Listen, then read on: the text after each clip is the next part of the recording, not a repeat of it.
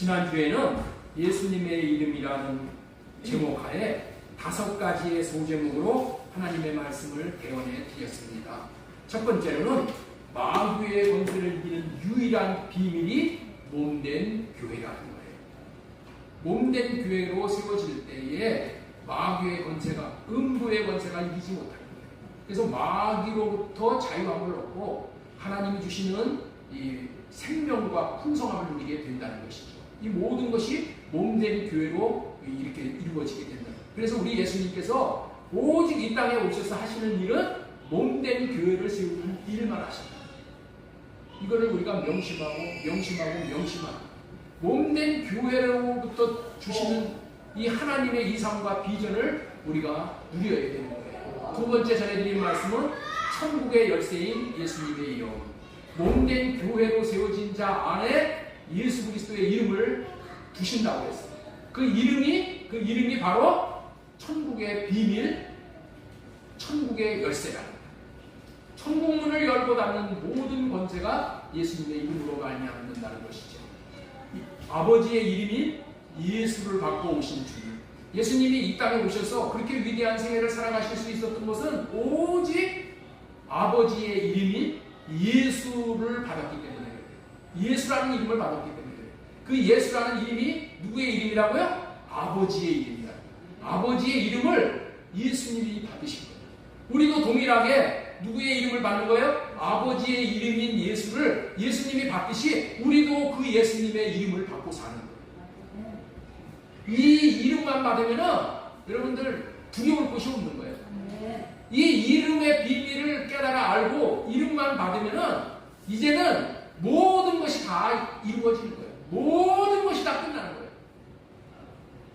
네 번째는 아들에게 주시는 아버지의 생명. 아들 예수님에게 주시는 아버지의 생명은 어떤 생명이냐? 아버지 안에서 사는 생명이다. 아버지 안에서. 이거를 잘 기억해요. 아버지 밖을 떠나면은 이건 아무것도 아니에요. 우리도 마찬가지로 예수의 이름을 받은 우리들이 이제 어떤 생명을 받았어요? 주님 안에서 사는 생명이에요. 우리는 어떤 일이 있어도 주님 안에서 사는 생명을 누려야 돼. 이것을 분명하게 알아야 돼. 우리가 하나님의 생명을 누릴 수 있는 유일한 길은 주님 안에서 살 때만 이 생명을 누리는 거예요. 주님 바깥으로 벗어나면은 정말 물고기가 물을 떠나는 것과 똑같은 그런 경우를 맞게 된다는 거예요. 아들에게 주신 아버지의 생명은 아버지 안에서 사는 생명이다.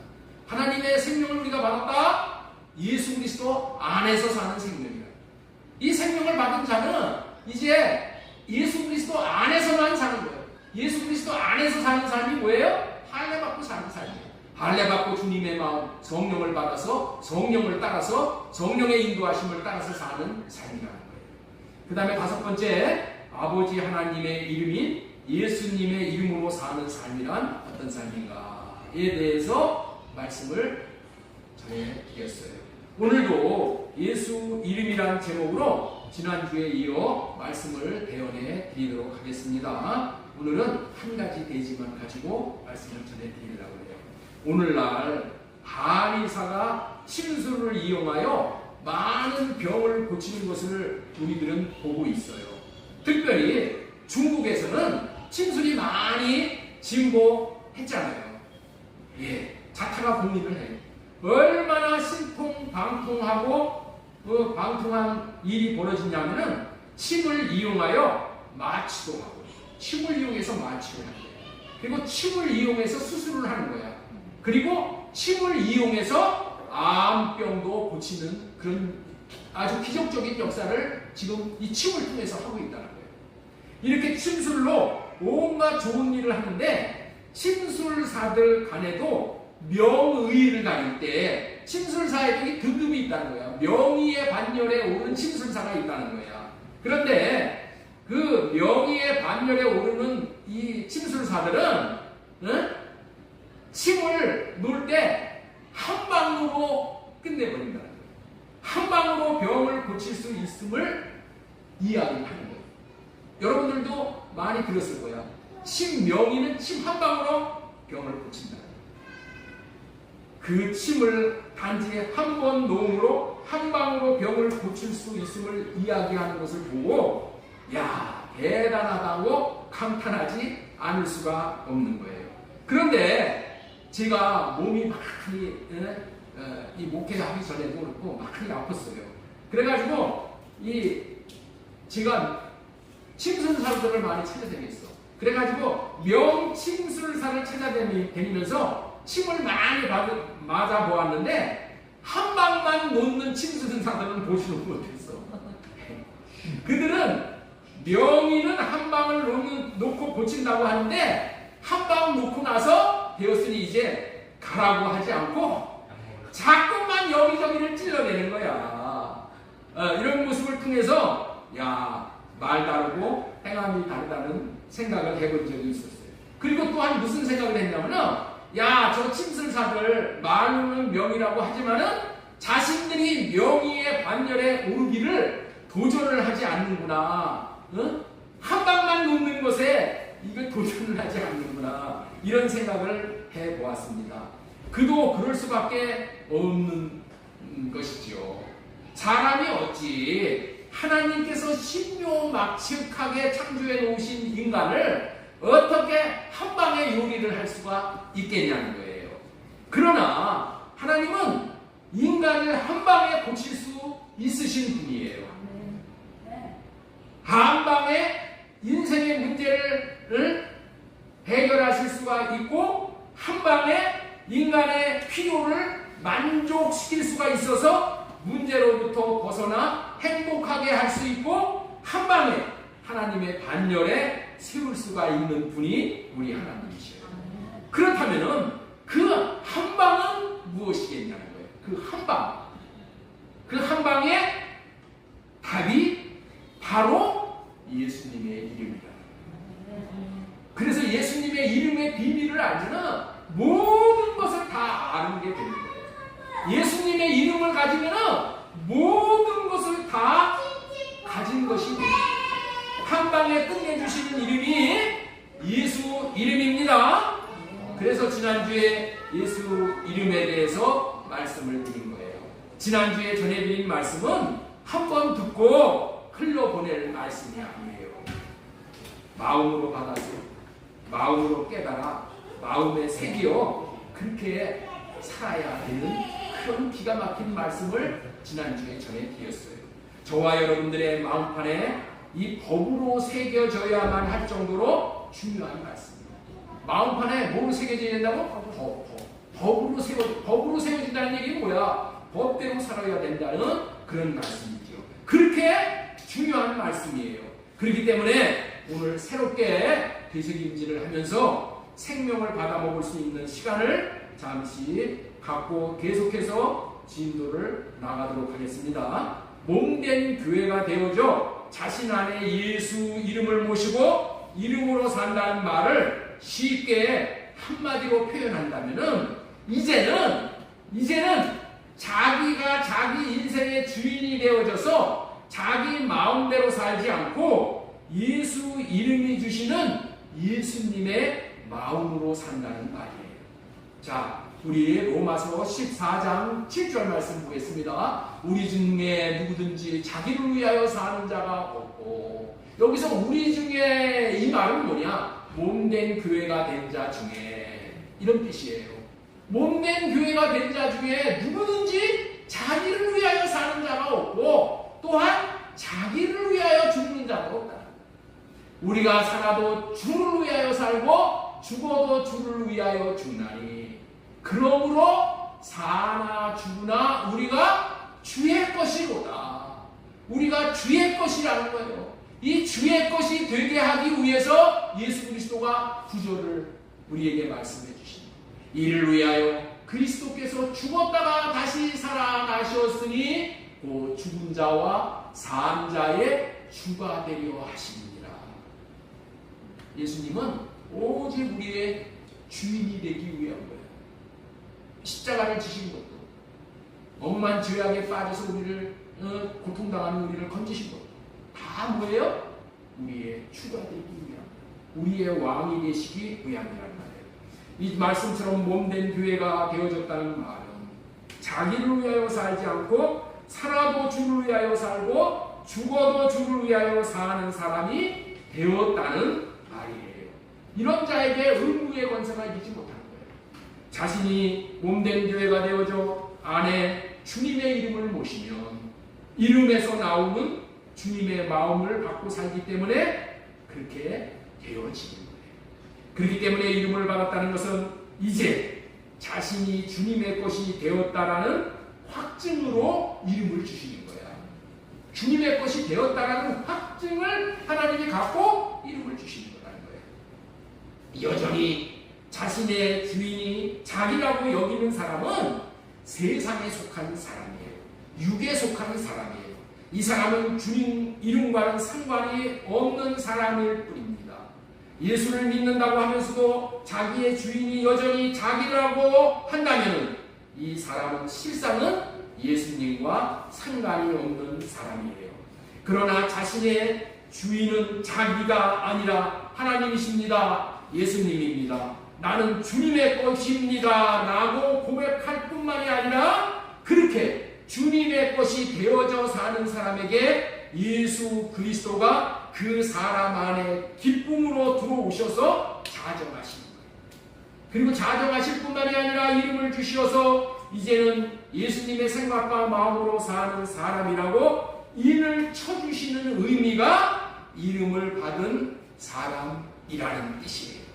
난 왜 주님이 죽어주시고 살려주셨는가요? 내 안에 그리스도로 들어오시어서 주인이 되어 주시려고 그러신 거예요.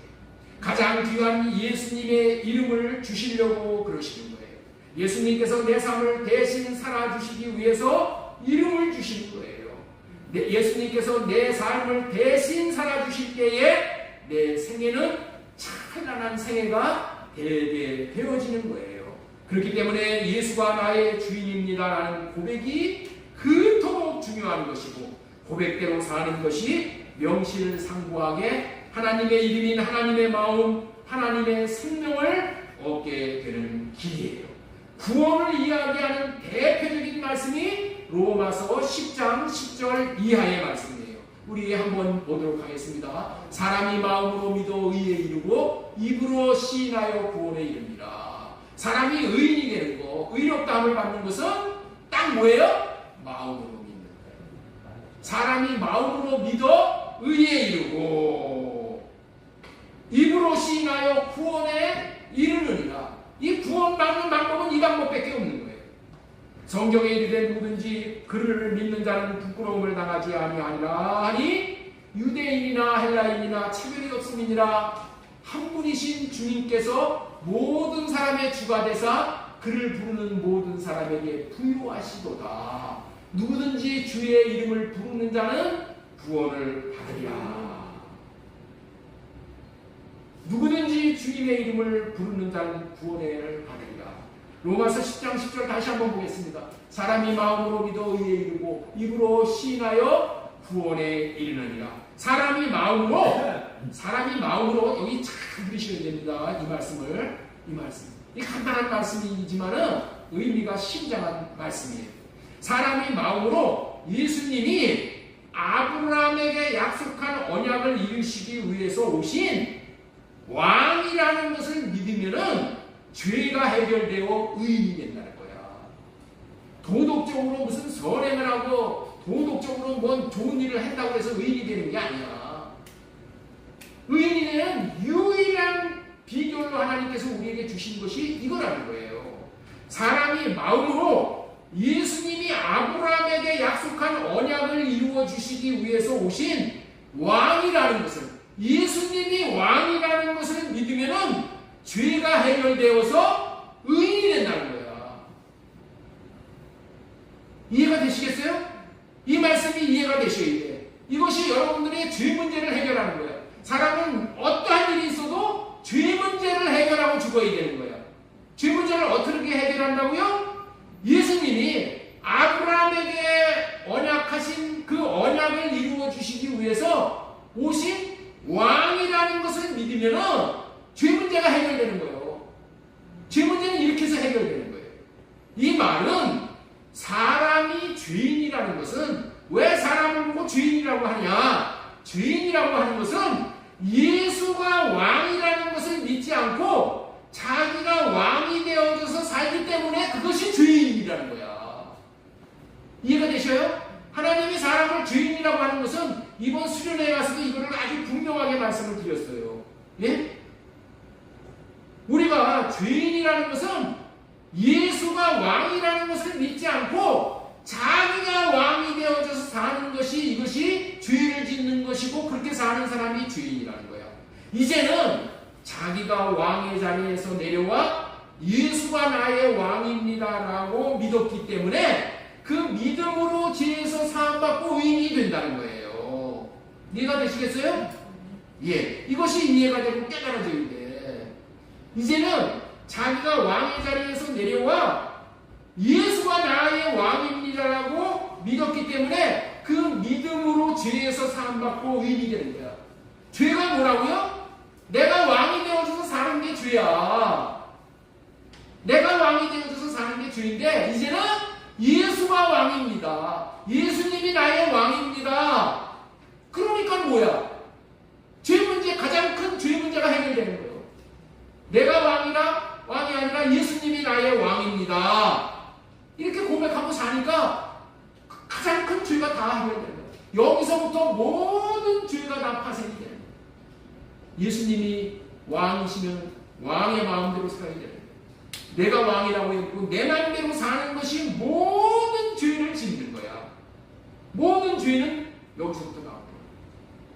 그 다음에 입으로 시인하는 삶을 통해서 구원을 받게 된다는 거예요. 이 말은 이제는 나로 사는 것이 아니라 왕이 주시는 마음대로 살겠습니다라고 고백하고 자신이 왕이 되고자 하는 육신의 생각과 마음을 할례받고 사는 삶을 살 때에 구원에 이르게 된다는 말이에요.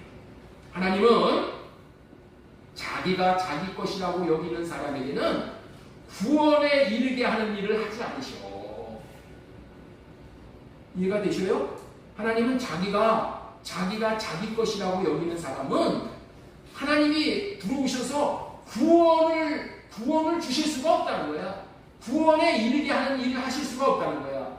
나의 주인은 하나님이십니다. 나는 하나님의 것입니다. 나는 주님의 것입니다. 라고 시인하는 사람만을 위해서 구원의 일을 하냐신다. 그런 뜻이야. 여러분들은 재개발 아파트를 지을 때에 기부 체납이라는 말을 들어보셨나요? 기부 체납. 이 말이 무슨 얘기냐면은 아파트의 있는 땅의 일부를 나라에다가 무상으로 내놓는 거야. 아파트에 지을 땅의 일부를 무상으로 나라에다가 내놓는 거야. 예? 나라 것으로 줘버리는 거야. 그러면은 어떻게 되냐? 나라에서 무슨 일을 하냐면은 그 아파트를 높이 지을 수 있게 해줘. 높이 지을 수 있게 해줘. 여러분들 저 위에 보면은 아파트 굉장히 높게 지었죠. 왜 저렇게 높게 지을 수가 있었냐면은 그 땅을 아파트 지을 그 땅의 일부를 떼어가지고 도로도 만들고 공원도 만들었어. 거기 가면 공원 좋습니다. 거기 가면 한번 가보시죠. 공원도 만들 수 있는 땅으로 내놓은 거야. 이 아파트의 소유의 땅이 이렇게 내놓는 것을 기부 체납한다. 그렇게 부르는 거야.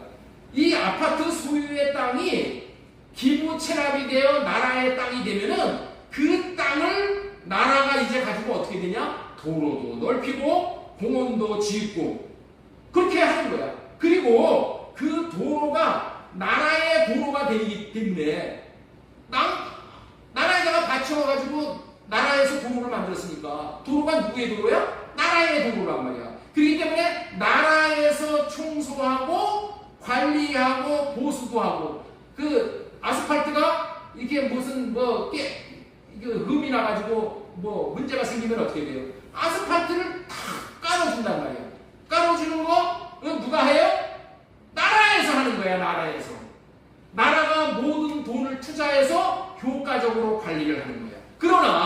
그러나 주인이 있는 개인 땅인 아파트에 들어가서 시에서 나라에서 돈을 투자하여 아파트 아파트 주차장을 보수해주고 아스팔트를 깔아주고 이렇게 개인 땅에 들어가서 손을 대는 경우는 없어. 그래도 다 그거 아시죠? 예? 하나님도 마찬가지야. 자신이 주인이고 자신의 주인이 하나님이십니다라고 자신의 소유권을 하나님 앞에 넘긴 사람 안에만 하나님이 들어오셔서 하나님이 내 안에서 온갖 좋은 일이 일어날 수 있도록 하신다는 거예요. 그렇기 때문에 누구든지 주의 이름을 부르는 사람이 구원을 받게 된다는 거야. 자, 로마서 10장 13절 우리 다시 한번 읽겠습니다. 시작. 누구든지 주의 이름을 부르는 자는 구원을 받으리라. 여기서 주님이라고 부른다는 말의 의미가 뭐냐는 거예요. 이것도 모르고 그냥 주님의 이름을 부르는 자가 구원받는다고 하니까 주님 이렇게 여러분들 있죠? 저 산에 가면 산기도 다니는 사람들은 이 산에서 놓을 거야. 주야 하고 소리를 질러. 예? 많습니다. 그런 사람들. 이렇게 주님의 이름을 부르는 것은 좋은데 의미를 알고 부르는 게 중요한 거야. 의미. 주님이라고 부른다는 그런 의미는 뭐야? 나의 주인은 주님이십니다 라고 고백하는 말이야.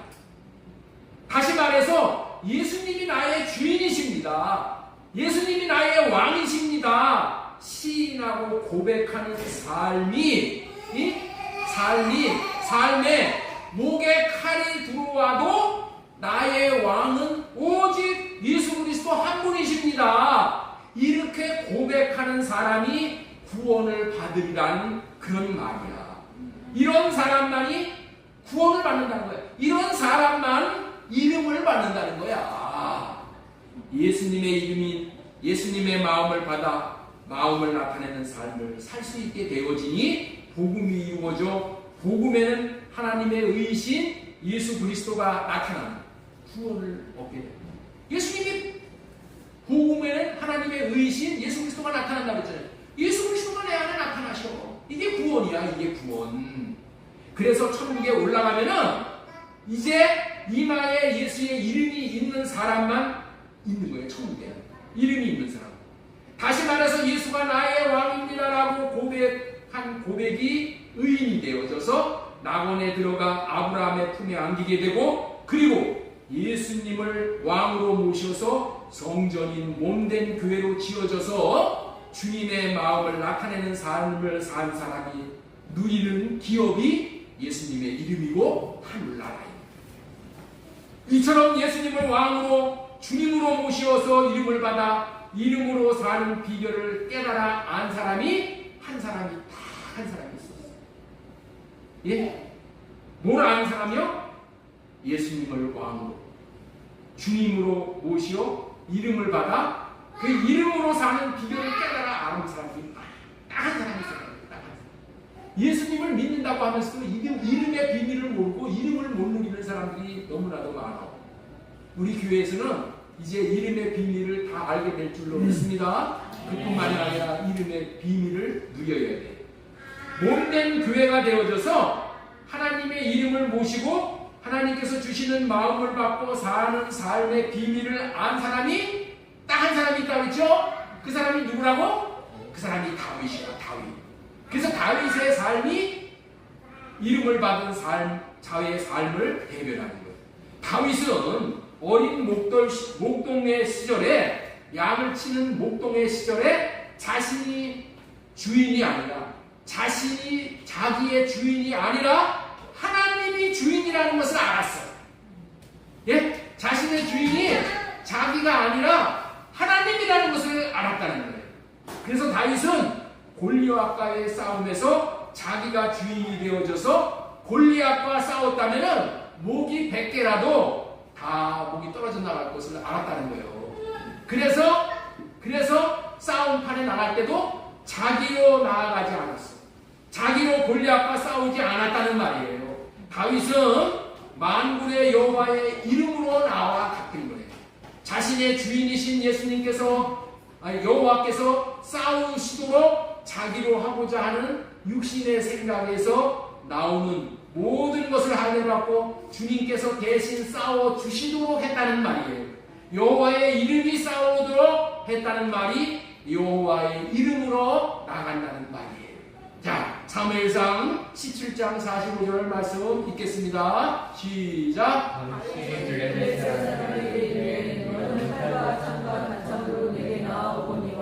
나는 만군의 여호와의 이름 곧 내가 모욕하는 이스라엘 군대의 하나님의 이름으로 내게 나아가노라. 하나님의 이름으로 나아가서 멀리하사 이길 수가 있어요. 하나님의 이름으로. 그렇다면 다윗은 어떻게 여호와의 이름을 갖게 되었을까요? 어떻게 여호와의 이름을 갖게 되었을까요? 목동 노릇을 하면서 자신의 주인이 자기가 아니라 하나님이라는 것을 깨달아 알 수 있었어요. 맹수들이 자기가 치는 양들을 잡아먹으려고 나타날 때마다 이 다윗은 자신의 생각과 마음을 할례받고 주님의 이름을 구하여 그 이름을 의지하고 이름을 나타낼 때마다 여호와 하나님께서 대신 싸워 주심으로 맹수의 입을 찢어 양들을 건져낼 수 있게 하심을 통해서 자신이 한 것이 아니라 전능하신 하나님이 하시는 것이구나 라는 것을 깨닫고 자신의 주인이 하나님이신 것을 철저히 깨닫고 자신은 왕을 모신 몸으로만 살아갈 때에 이기게 하시는 하나님을 경험하게 하셨어요. 그런 고백이 시편 23편이에요. 여호와는 나의 목자시니 내게 부족함이 없으리로다. 목자라는 말이 뭐예요? 여호와가 나의 왕이시다. 여호와가 나의 왕이시오. 내가 여호와를 왕으로 모셨더니 내 인생에 부족함이 없게 해주셨다라는 고백이다. 여호와를 주인으로 모시고 산 자가 그래서 이름을 받는 거예요. 여호와를 주인으로 모시고 사는 자가 이름을 받는 거예요. 그래서 다윗은 언제나 자신은 할례받고 여호와의 이름을 구하여 받고 이름을 나타내면서 살아감으로 위대한 생애를 살아가는 것이에요. 이렇게 함으로 다윗이 다윗되게 하는 것 오로지 여호와의 이름이었다는 거예요. 자, 사무엘상 17장 45절 다시 한번 읽겠습니다. 다윗이 블레셋 사람에게 이르되 너는 창과 활과 단창으로 내게 나아오려니와. 사람은 이런 것들을 무서워하잖아. 이런 것들을 무서워하잖아. 네.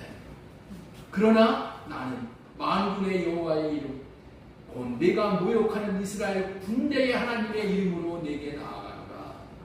여러분들 우리가 마찬가지로 사회생활을 할 때 이거를 명심해요. 세상 사람들은 어떻게 살아요? 창과 칼과 단창으로 살아요. 세상 사람들은 뭘로 살아? 스펙으로 사는 거야. 스펙. 가방끈이 얼마나 길었나? 네? 무슨 백이 얼마나 있냐? 돈이 얼마나 있냐? 이걸로 사는 거야. 이걸로. 그러나 다윗은 여호와의 이름으로 살았다.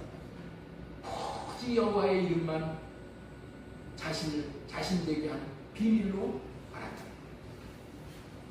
이렇게 이름의 비밀을 알았기에 다윗은 온 생애를 여호와의 이름을 찾고 구했던 것이에요.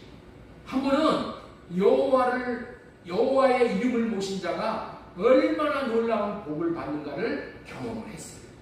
다윗이 다윗되게 한 것이 이런 일들이 한두 번이 아니야.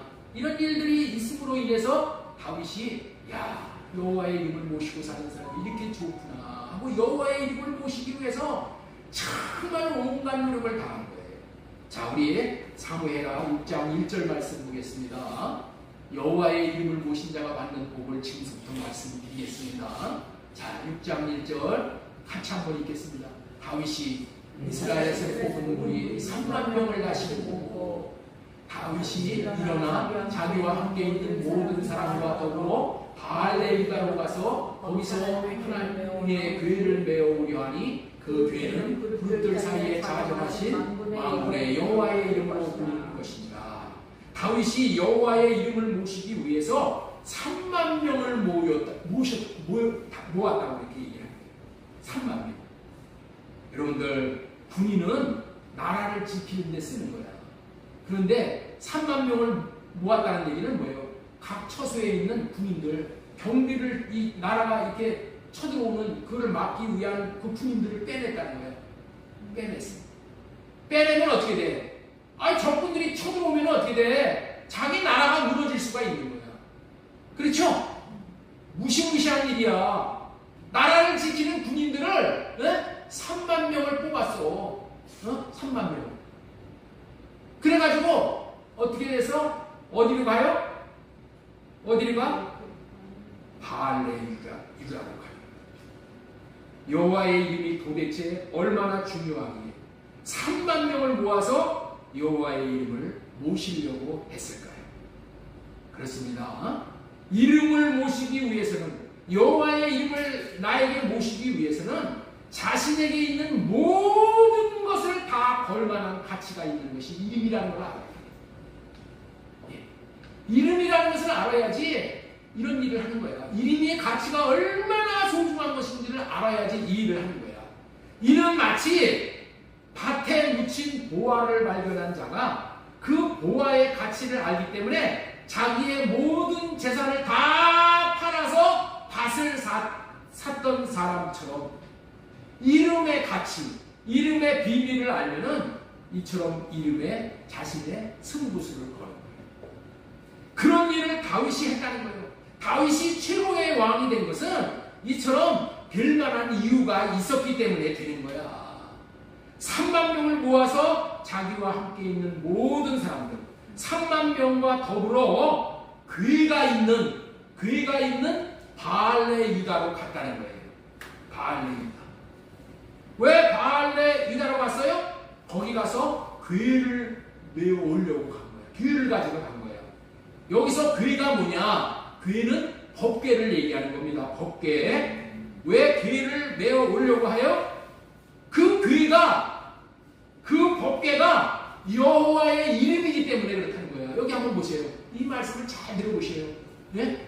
다윗이 일어나 자기와 함께 있는 모든 사람과 더불어 바알레 유다로 가서 거기서 하나님의 궤를 메어 오려 하니 그 궤는 그룹들 사이에 자정하신 만군의 여호와의 이름이라고 불리는 곳이라는 거예요.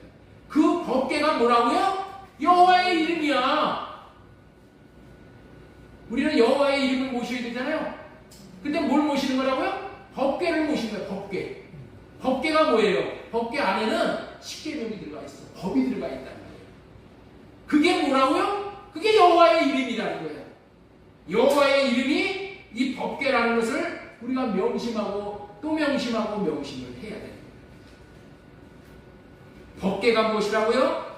성전 안에 모시는, 성전을 다 짓고 나면은 모시는 궤가 법궤지요? 법궤. 그 법궤가 뭐라고? 여호와의 이름이야. 법궤는 성전을 다 지면은 성전 가장 깊은 곳인 지성소에 모시는데 법궤 안에는 하나님의 법을 모셔놓는 거예요. 이 법이 하나님의 생명으로, 하나님의 법이 하나님의 이름임을 알아야 하는 거예요.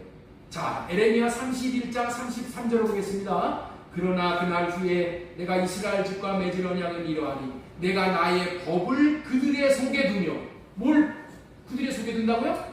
법을 그들의 마음 속에 둔다는 거예요.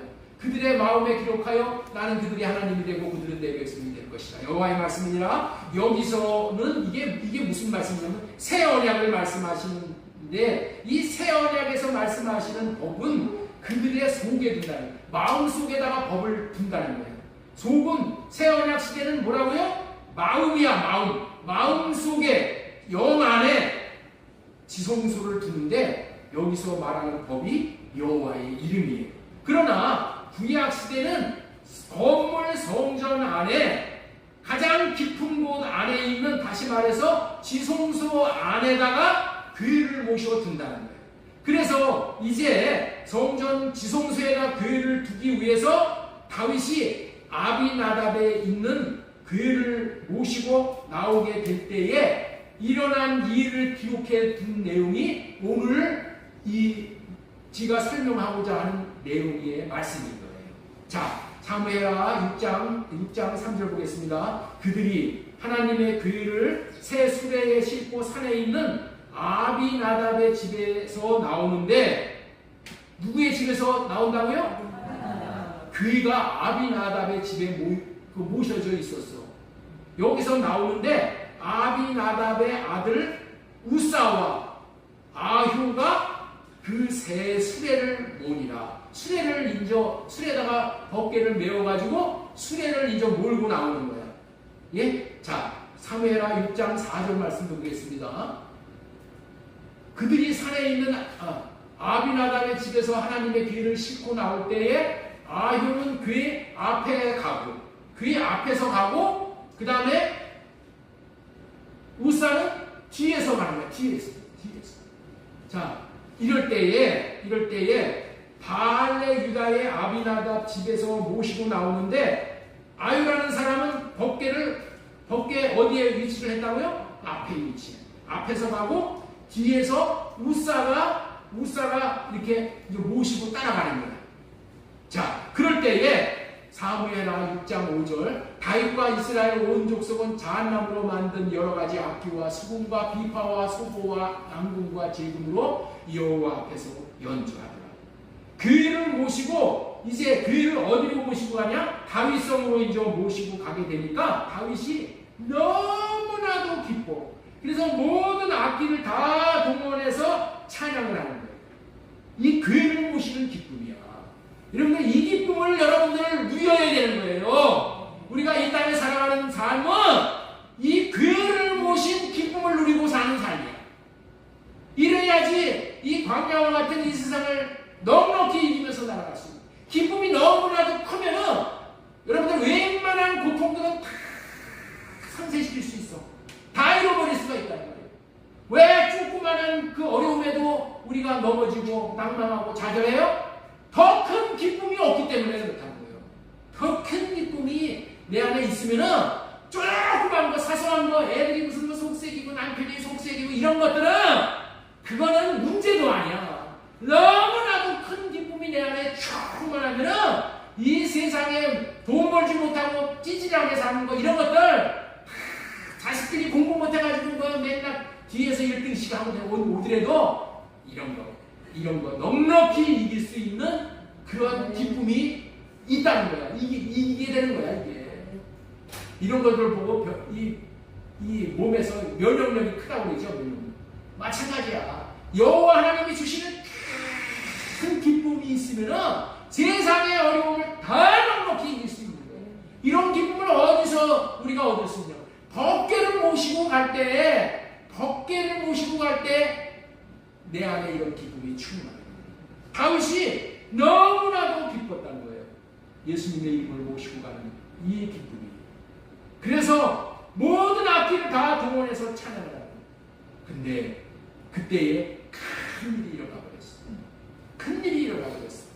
갑자기 나본의 타작마당에 도달했을 때에 소들이 뛰는 거야. 벗개를 그냥 몰고 가는 소가 막 뛰는 거야. 소가 뛰는 거야.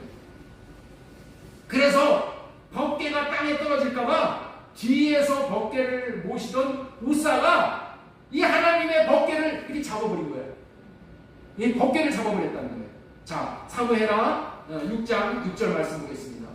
그들이 나곤의 타작마당에 이르러서는 소들이 뛰므로 우사가 손을 들어 하나님의 궤를 붙들었더니, 그런데 웬일인지 우사를 하나님이 이 벗개를 붙든 우사를 쳐버려가지고 거기서 우사가 즉사를 해버렸다는 거예요. 왜 즉사를 했나요? 이유는 잘못했기 때문에. 성경은 했기 때문이라고 그래요. 7절 보세요. 여호와 하나님이 우사가 잘못함으로 말미암아 진노하사 그 자리에서 즉사를 합니다. 여러분들 한번 생각해 보세요. 우리가 생각할 때 아니 우사가 벗개가 땅에 떨어지지 않도록 벗개를 붙잡은 것이 무엇이 잘못됐다고 즉사할 만큼 잘못한 일이었냐는 거예요. 우리는 이해가 안 돼. 그런데 하나님은 뭐라고 그래? 잘못했다는 거예요. 그리고 사무엘하 6장 8절에 보면은 여호와께서 우사를 침으로 다윗이 이제 분한 거야. 다윗도 분해버렸어. 아니 하나님의 벗개를 내가 다윗 손에 잘 모시려고 했는데 아니 우사를 죽이면 어떻게 합니까? 이게 분이 나버렸어. 그래서 그것을 이름까지 베레스 우사라고 거기다 적어버려. 그리고 부르는 거예요. 그 이름이 오늘날까지 이르렀다는 것이죠. 다윗이 그날에 여호와를 두려워함으로 이르되 여호와의 괴가 어찌 내게로 오리요. 아, 나는 법궤를 모실 만한 사람이 못 되나 보다 하고 포기를 한 거야. 포기. 그런 결과가 나오니까 다윗이 두려워하여서 그 애를 다윗성으로 모시고 나오는 것을 이제 포기하고, 그래서 그 법궤를 가드 사람 오벳 에돔의 집에 모시게 되었다. 사무엘하 6장 10절. 다윗이 여호와의 궤를 옮겨 다윗성 자기에게로 메어 가기를 즐거워하지 아니하고 가드 사람 오벳 에돔의 집으로 메어 간지라. 그런데 오벳 에돔의 집으로 모시고 갔는데, 그런데 이제 그래서 오벳 에돔의 집에서 법궤를 석 달 동안을 모시게 되었어. 그랬는데 놀라운 일이 벌어지는 거예요. 오벳 에돔의 집이, 오벳 에돔의 온 집이 복이 임하였다는 거예요. 복이. 그 복을 받았다는 것이 이제 입에서 입으로 전해져 가지고 건너서 다윗의 귀에까지 들어간 거예요. 다윗의 귀에까지. 여기서 온 집이라는 말은 오벳 에돔에 속한 모든 것이 다 복을 받았다는 거예요. 하다못해 오벳 에돔의 집에서 기르는 돼지, 개, 말, 소 다 복을 받았다는 거예요. 다 복을 받았다는 거예요. 다 복을 받는 거예요. 여러분들 있죠? 하나님이 복을 내려주시면은 이렇게 복을 내려주시죠. 이렇게 복을 내려주시죠. 나만 복을 받는 게 아니라 내 자식도 복을 받고, 내 친척도 복을 받고, 나에게 딸린 모든 것들이 다 복을 받게 되었다는 거예요. 아유, 이렇게 복을 받으니까 다윗이 어떻게 됐어요? 이 시기심이 생긴 거예요. 시기심. 사무엘하 6장 11절 보세요. 여호와의 궤가 가드 사람 오벳에돔의 집에 석 달 있었는데 여호와께서 오벳에돔과 그의 온 집에 복을 주시니라. 그래서 어떤 사람이 다윗 왕에게 이르되 아뢰어 이르되 여호와께서 하나님의 궤로 말미암아 오벳에돔의 집과 그의 모든 소유에 복을 주셨다 한지라. 다윗이 즉시 달려가는 거야. 하나님의 궤를 기쁨으로 메고 오벳에돔의 집에서 다윗의 성으로 올라갈세. 이렇게 말합니다. 그렇습니다. 법궤를 모시는 사람, 다시 말해서 여호와의 이름을 모신 사람은 모시기만 해도 복이 넘치게 되는 거예요. 자기에게 속한 모든 것들에 복이 임한다는 거예요. 이런 소문을 듣고 다윗이 법궤를 자기 성으로 모시기 위해서 다윗이 직접 가서 오벳 에돔의 집에서 기쁨으로 법궤를 모시고 다윗 성으로 오려와.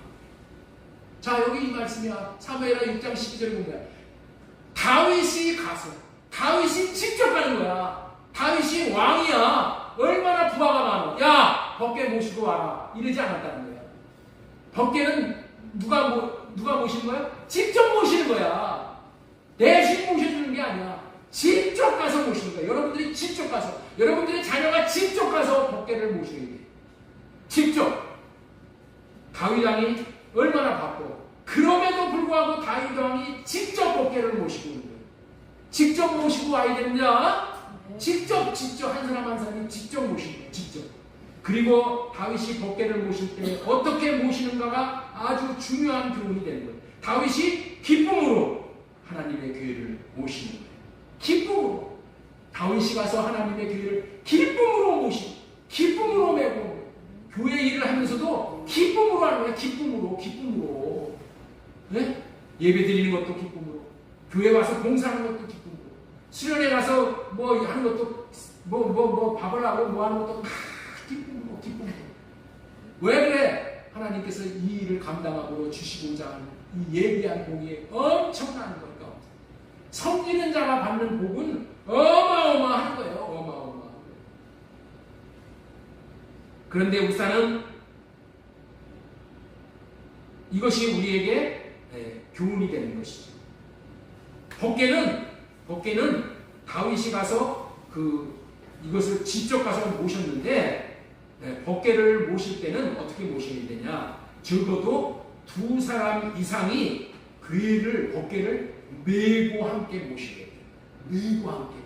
그런데 우사는 그렇게 하지 못했습니다. 혼자서 붙들려고 했어요.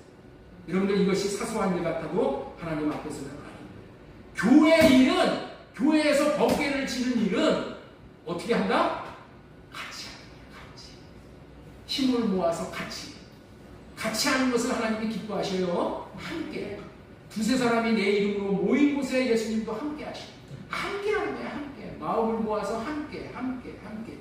그의 하나님의 계획은 같이 매는 것입니다. 같이 마음을 모아 함께 메고 모셔야 합니다. 메고 모신다는 말을 뭐라고 표현하냐? 받들어 모신다. 이 어깨에다가 메고 받들어서 교회를 모신다. 그리고 그뿐만이 아니라 교회를 맨 사람들이 6걸음을 갈 때 소와 살찐 송아지로 제사를 드립니다. 맞습니다. 법궤를 모시고 사는 사람은 6걸음을 옮겨 놓으면은 감사 예배를 드리고 나아가는 거예요. 이 6은 우리 그 다음 페이지 한번 넘겨주세요. 자, 우리 사무엘하 6장 13절. 여호와의 계를 맨 사람들이 6걸음을 감에 다윗이 소와 살찐 송아지로 제사를 드려요. 이 6이라는 숫자가 이게 율법의 수야. 율법의 수. 율법은 있죠. 6가정을 거쳐야 돼. 우리가 7일 안식일이죠. 6일 동안 이 법궤를 지는 인생을 사는 거예요. 6일 동안. 그랬을 때 7일을 안식일을 하나님께서 허락하십니다. 요 얘기가, 요 의미가 어디에도 나타나냐면은 예수님이 가나의 혼인잔치에 와서 말씀을 하시오. 야, 6항아리의 물을 채워라. 6항아리의 물을 채우는 거예요. 6항아리의 물을 채우고 나면은 이제 이 정말 값진 포도주의 맛을 누리는 거예요. 6일이 지난 다음에 안식을 누리는 거예요. 그렇기 때문에 우리는 이것을 꼭 알아야 돼요. 하나님을 믿는 즉시 나에게 대박이 터지나 보다. 이렇게 여러분들 생각하면 안 돼요. 이 율법의 과정, 6과정을, 6일의 과정을 거치고 나서 안식을 맞이하게 되는 거예요. 하나님께서는 저와 여러분들을 모두 율법의 저주 아래다가 다 묶어놓으셨어요. 율법의 저주 아래. 그래서 여러분들이나 저나 인생이 고달픈 거예요. 그러나 그런 과정을 법궤를 지고 가듯이 묵묵히 함께 주님의 이름으로 간다면은 마침내 6일을 통해서 이제 안식을 경험하는 그런 놀라운 역사가 있게 된다는 것을 우리는 꼭 기억했으면 좋겠어요. 법궤를 모시고 사는 사람들은 6걸음을 옮겨놓으면 감사 예배를 드리고 나아가는 것입니다.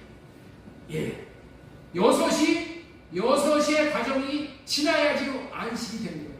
여러분들 이게 예배가 되는 것은 뭐냐? 일주일 동안에 6일 동안의 삶을 잘 살아야 돼. 예배만 드리고 끝나는 게 아니야. 6일 동안의 삶을 하나님 앞에 드리는 살아있는 사안 예배로 드려야 돼. 그래야지 참된 안식의 기쁨을 우리 하나님께서 주시게 된다는 거예요. 극상품의 포도주를 경험하게 된다는 거예요. 예, 법궤, 다시 말해서 이름을 모신 자들은 기뻐하며 즐거워하며 찬양하며 살게 되는데, 이렇게 신앙생활을 하는 모습을 보는 믿지 않는 사람들이 이제 항상 한마디를 하는 거예요. 야, 너무 지나치게 예수를 믿지 말라 라는 말을 하는 거예요. 예수에 미치지 말아라 하는 말을 여러분들 들어보셨을 거예요. 우리는 사실은 신앙생활이라는 것은 예수님에게 미치는 것이 정상이에요. 예수님의 맛을 본 사람은 예수님에게 미치지 않으면 그건 정상이 아니에요. 미쳐도 어디에 미치느냐가 중요한 거예요. 예수에 미치면 복이야. 그런데 세상에 미치고, 오락에 미치고, 마약에 미치고, 마장에 미치고, 증권에 미치고, 예? 이렇게 세상에 미쳐버리면 그건 끝나. 그런데 예수에 미치면 이게 복이 되는 거예요. 할렐루야. 그런데 신앙생활에 이렇게 미쳐서 해야 되는데 방해하는 사람이 항상 가까운 데 있는 사람이라는 거야. 가까운 데 있는 사람이야. 이 가까운 데 있는 사람이 오늘 나타난 사람이 누구냐면은 다윗의 아내 미갈이라는 거예요.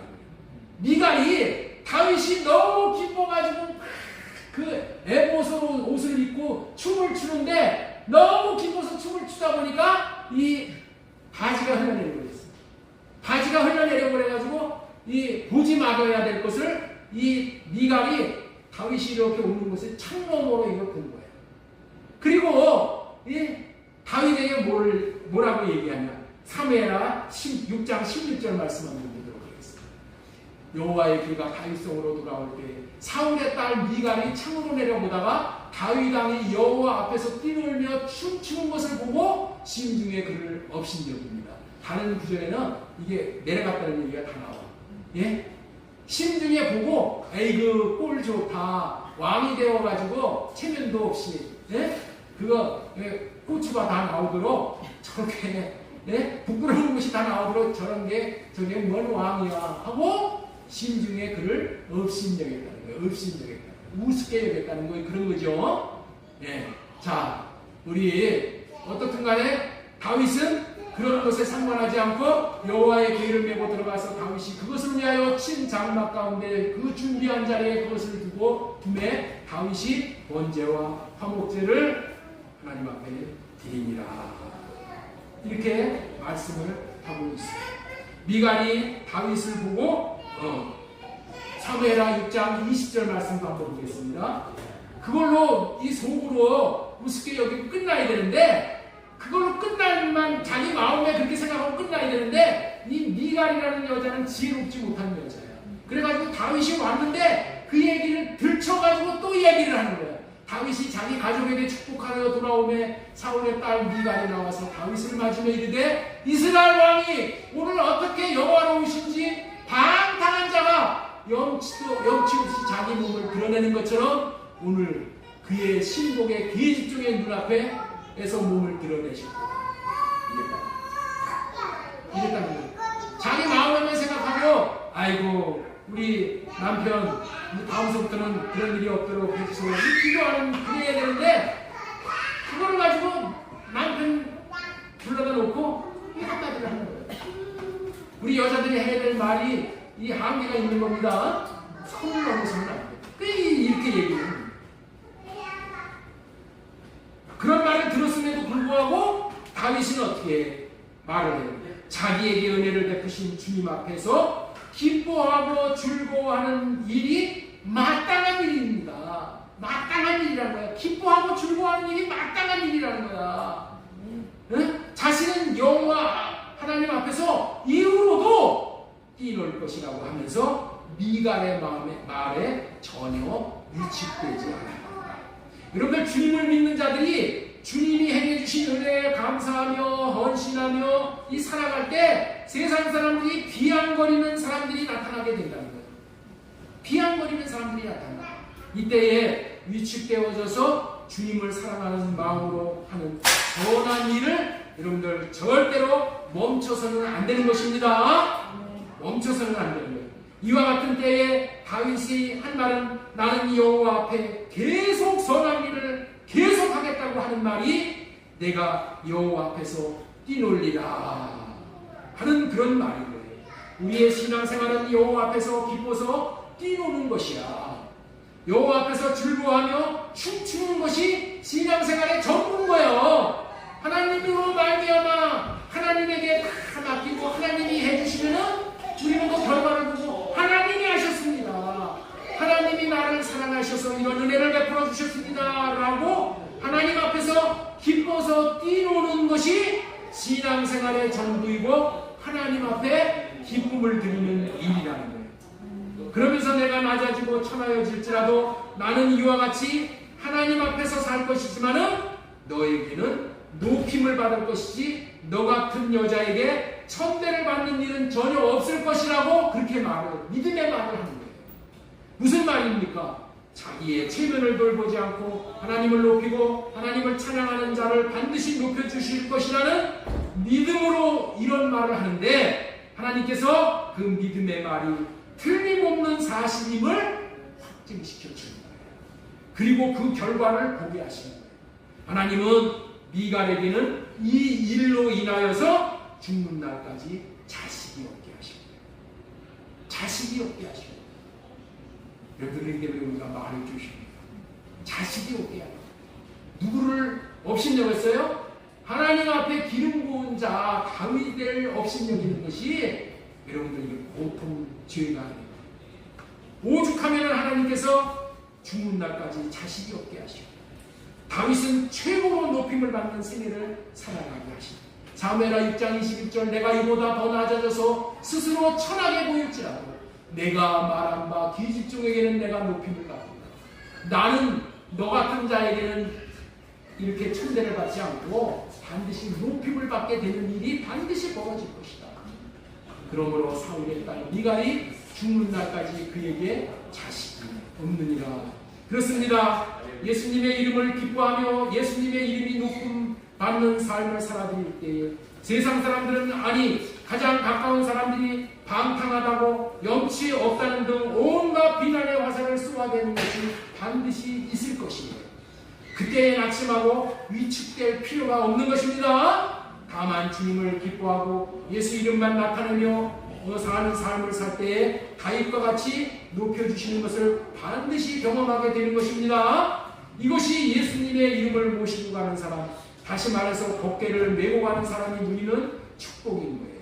하나님께서는 하나님의 이름, 하나님의 마음을 나타내는 일 때문에 십자가에서 화를 당하셨지만은 하나님께서는 예수님을 더욱 존귀하게 하시되 가장 뛰어난 이름인 하나님의 이름을 주셨어요. 빌립보서 2장 9절 말씀드리겠습니다. 이러므로 하나님이 그를 지극히 높여 모든 이름 위에 뛰어난 이름을 주사 이렇게 말씀을 하십니다. 하늘에 있는 자들과 땅에 있는 자들과 땅 아래에 있는 자들로 모든 무릎을 예수님의 이름에 꿇게 하시고 모든 입으로 예수 그리스도를 주라 신하여 하나님 아버지께 영광을 돌리게 하십니다. 모든 이름 위에 가장 뛰어난 이름이 무엇일까요?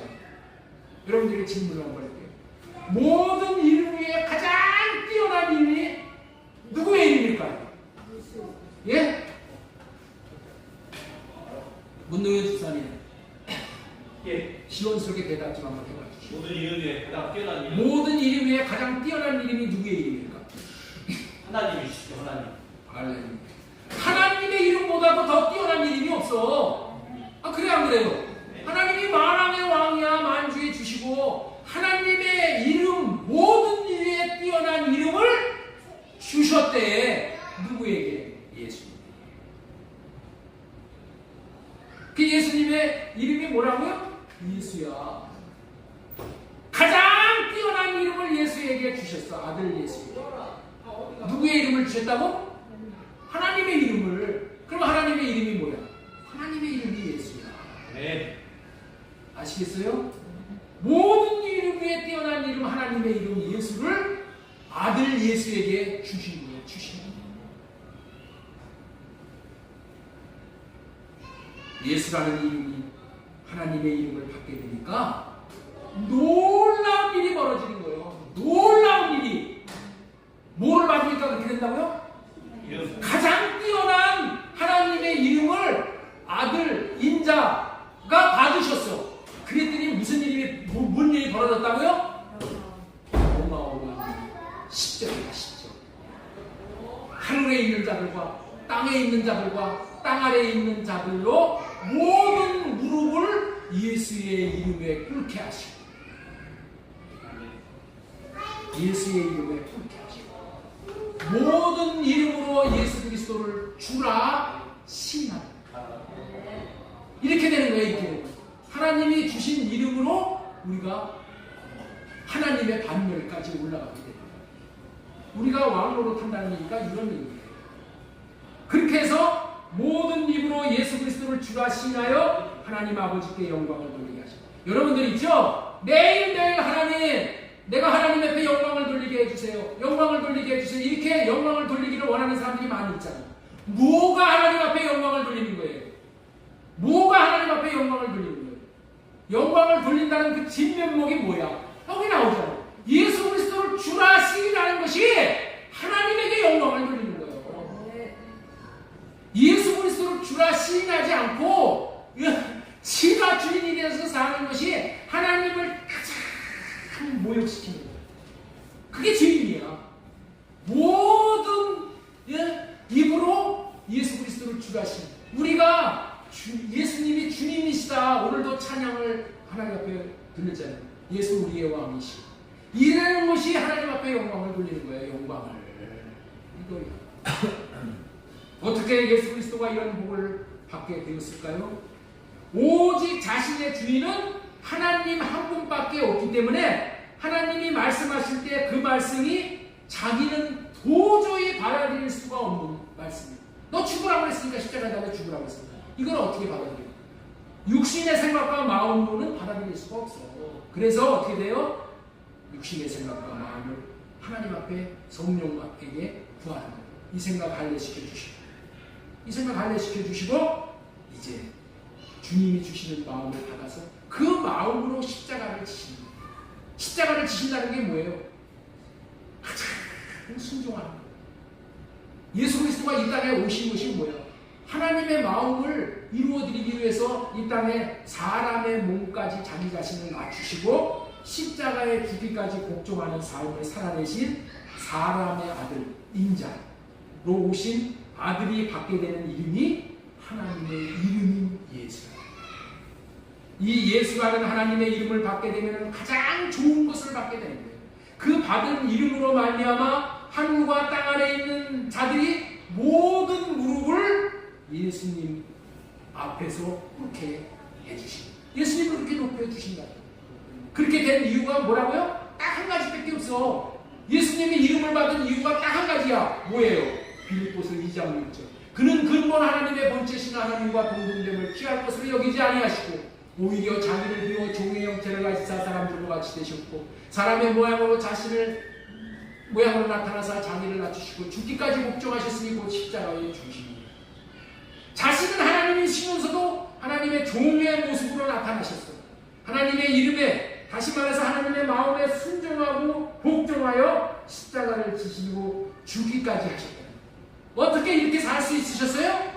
예수님은 하나님의 이름을 받고 오셨기 때문에 하나님의 마음으로 그렇게 하는 거예요. 하나님의 마음. 하나님의 마음. 하나님의 이름을 받아 그 이름을 나타내면서 하셨기 때문에 가능한 것이다. 이름을 받은 자는 이런 삶을 살 수가 있다는 거예요. 그런 삶이 가능했던 이유가 딱 한 가지, 하나님으로부터 이름을 받고 오셨기 때문에 그렇다. 이 모든 일을 이해하는데 이름의 비밀을 모르면 이해할 수가 없습니다. 우리는 이 이름의 비밀이 이런 결과를 가져온다는 것을 알아야 합니다. 여호와의 이름이 비밀입니다. 예수님의 이름이 비밀입니다. 자, 그렇다면 왜 이런 이야기를 성경에 기록해 놓으셨을까요? 자, 우리 요한복음 2장 20장 30절 말씀 31절 오직 이것을 기록하면, 성경을 기록하면 너희로 예수님께서 하나님의 아들 그리스도이심을 믿게 하며, 두 번째, 너희로 믿고 그 이름을 힘입어 생명을 얻게 하려 하십니다. 성경을 기록한 이유와 목적은 딱 두 가지밖에 없어요. 딱 두 가지가 뭐예요? 예수 그리스도가 하나님의 아들 왕이라는 거예요. 이거 믿게 하는 것이고, 두 번째는 뭐예요? 이름을 받게 하기 위한 거예요. 이름 받게 하는 거예요. 이것이 성경을 기록하는 목적이야. 성경을 기록하는 목적이 뭐라고요? 하나님의 아들이 그리스도로 왕이심을 믿게 하는 것이고, 예수 이름을 받고 예수 이름으로 삶으로 하나님의 생명의 누림을 누리게 하시려는 그런 목적이야. 이 두 가지 외에 하나님이 하시는 것은 없어. 이 두 가지만 한다니까. 그래서 제가 이 얘기만 하는 거예요. 여러분들 예수가 왕이라는 얘기와 예수님의 이름으로 살아야 된다는 얘기 외에 제가 설교하는 내용이 있어요. 왜 그래? 성경의 기록의 목적이 이거야. 우리는 이것만 알고 이렇게만 살면 되는 거예요. 나는 할례 받고 성령으로 말미암아 주님의 것이 되어져서 주님이 주시는 마음을 받고, 다시 말해서 예수 이름을 받고 예수 그리스도를 나타내면서 사는 자가 얼마나 복된 자인지, 그리고 어떠한 복을 받게 되는지를 깨달아 알게 하심으로 말미암아 이런 예수가 받은 복을 동일하게 저와 여러분들도 받게 하시기 위해서 예수님께서 본이 되는 삶을 먼저 사셨다는 것을 여기다 기록해 놓은 거예요. 그러므로 우리는 예수님이 하나님의 것이 되어져서 하나님이 주시는 이름을 받아 그 이름으로 말미암아 이런 놀라운 세계를 살 수가 있으셨고 놀라운 복을 받을 수 있었던 것처럼, 바로 우리 모두가 나는 예수 그리스도의 것입니다, 라고 고백하고 예수 그리스도의 것이 되어져서 예수님의 이름으로 살게 됨으로 말미암아 예수님이 받으신 동일한 복까지도 받아 누릴 수 있게 된다는 것을 명심하셔야 됩니다. 이렇게 살 때에 빌립보서 2장 10절의 주인공이 예수님이시지만은 동일하게 이런 복의 주인공이 저와 여러분이 되게 하실 거예요. 자, 우리 빌립보서 2장 10절. 하나님께서 우리에게 주시고자 하는 복이 예수님에게 주신 복이 통일한 복이야. 하늘에 있는 자들과 땅에 있는 자들과 땅 아래에 있는 자들로 모든 무릎을 예수님의 이름에 꿇게 하시고 모든 이름으로 예수 그리스도를 주라 신하여 하나님 아버지께 영광을 돌리게 하십니다. 빌립보서 2장 10절의 말씀이 예수 이름으로 사는 자들에게 주시는 최고의 약속이라는 것을 믿음으로 받으시기 바랍니다. 이제 우리가 천국에 올라가면 예수님과 같이 왕으로 타는 거 외에는 없어. 우리는 왜 천국에 올라가요? 왕으로 타요. 뭘로 왕으로 타요? 내 안에 주신 예수님의 이름으로 왕으로 타요. 오직 예수님의 이름이 오직 예수님께서 여호와의 이름으로 사셨던 것처럼 동일하게 예수님의 이름으로 저와 여러분들에게 주어진 삶을 넉넉히 살 수 있기를 바랍니다.